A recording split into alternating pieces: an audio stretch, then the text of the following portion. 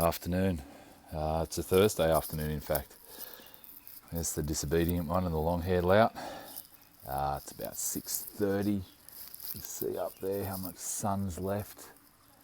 So when we go in there, past that silver gate, we'll see all the fall from the trees and the shadows cast. Other end of the backyard, that's north. So this afternoon I've been doing up a frame for the end of what will be the northern end of those grow beds. It's sagged.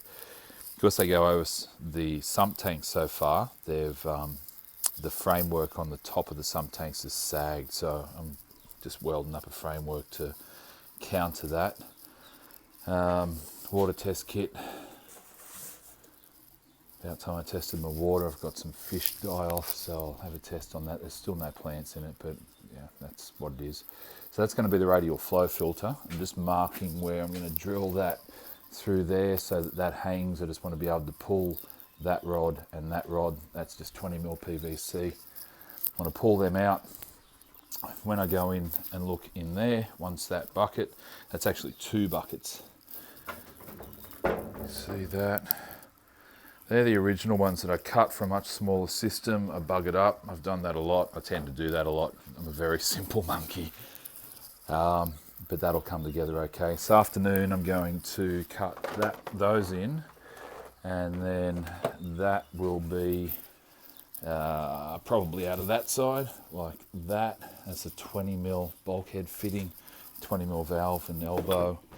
And that same similar setup will come out of the bottom and will be the solids drained into a bucket, and I'll throw that on the plants. That one's to drain off as much water as possible back into the sump so we don't lose water. Speaking of which, great example of how nasty that bright object in the sky there is out where we live. So that was filled to that top line yesterday. That's evaporation today. In the sump tank I shut down the other day off the old system, so we're still like this. So that's today's fall from trees up there, gums, it's all good. Now they shade it.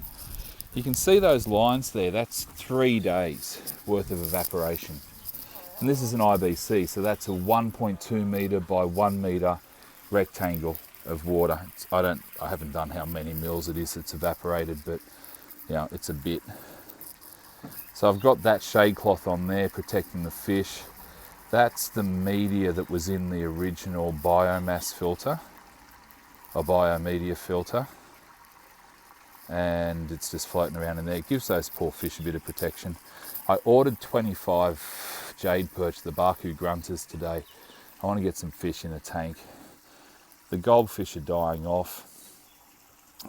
It's an extreme environment, really is.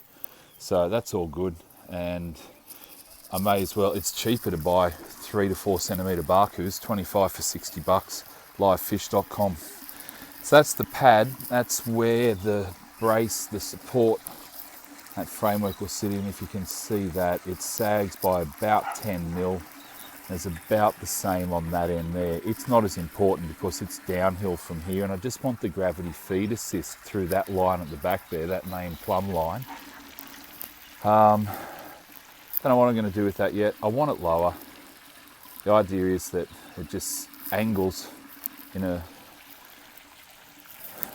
gravity fed flow from high to low, north's high, south's low. That's it back there.